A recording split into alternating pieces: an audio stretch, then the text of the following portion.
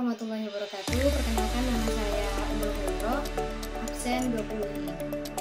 Assalamualaikum warahmatullahi wabarakatuh. Perkenalkan, nama saya Siti Aminatul Adja, absen 13. Assalamualaikum warahmatullahi wabarakatuh. Perkenalkan, nama saya Sofhan Dani, nomor absen 3.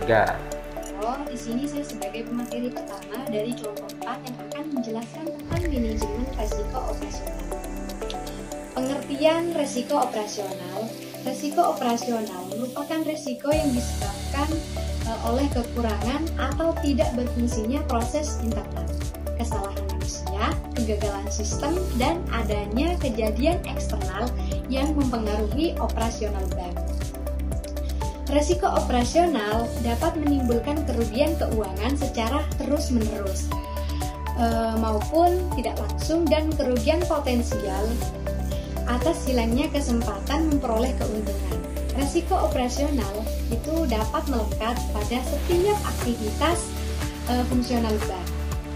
Dengan demikian, itu dapat disimpulkan bahwa resiko operasional adalah resiko yang terjadi akibat ketidakmampuan bank dalam mengelola sistem yang meliputi 4 faktor utama, yaitu kesalahan manusia, sistem, internal dan eksternal. Resiko operasional dapat mengurangi keuntungan serta menyebabkan kerugian.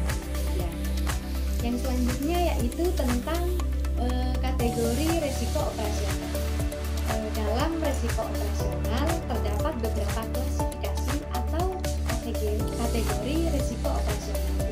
Di antaranya yaitu yang pertama, resiko proses internal yang disebabkan kegagalan dari proses maupun prosedur. Contohnya itu seperti kelalaian dalam pemasaran. Yang kedua yaitu resiko manusia. Misalnya kurang berkualitas dalam pelatihan. Yang ketiga yaitu tentang resiko sistem yang disebabkan adanya penggunaan teknologi serta sistem. Itu contohnya seperti kesalahan di dalam menginput data. Yang terakhir yaitu resiko eksternal. Itu contohnya seperti bencana alam, kebakaran. Identifikasi faktor penentu resiko operasional. Identifikasi resiko operasional. Pada umumnya, resiko operasional terdapat dua kelompok, yaitu resiko operasional yang berdasarkan faktor penyebab terjadinya risiko dan berdasarkan frekuensi dampak terjadinya risiko.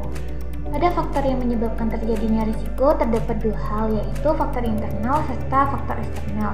Dua hal pada risiko operasional yang disebabkan oleh faktor sumber daya manusia bisa terjadi karena yaitu faktor kesalahan dari manusia itu sendiri atau human error, dan juga disebabkan karena kesengajaan atau pelanggaran dari manusia itu sendiri atau human fault.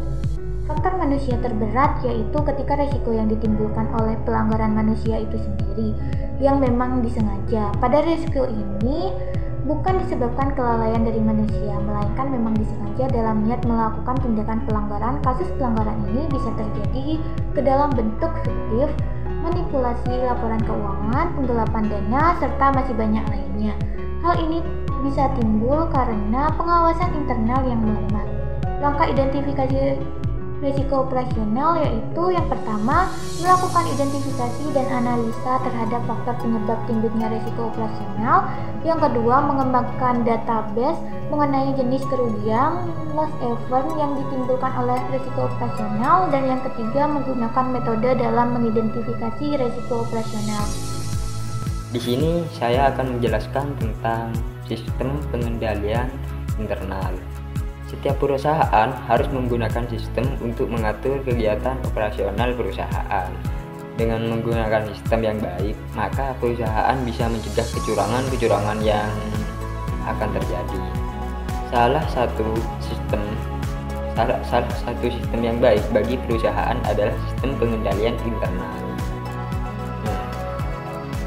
Sistem pengendalian internal adalah proses yang dijalankan untuk menjadikan jaminan yang memadai bahwa tujuan pengendalian telah dicapai. Sistem pengendalian internal meliputi struktur organisasi, metode dan ukuran yang dikoordinasikan untuk menjaga aset organisasi, mengecek ketelitian dan keadaan data akuntansi, mendorong efisiensi dan mendorong dipatuhinya kebijakan manajemen. Adapun unsur sistem pengendalian internal antara lain yaitu struktur organisasi yang memisahkan tanggung jawab dan wewenang secara tegas, sistem organisasi dan prosedur pencatatan, praktik yang sehat, karyawan yang mutunya sesuai dengan tanggung jawabnya. Mungkin hanya ini yang bisa saya sampaikan, kurang lebihnya mohon maaf.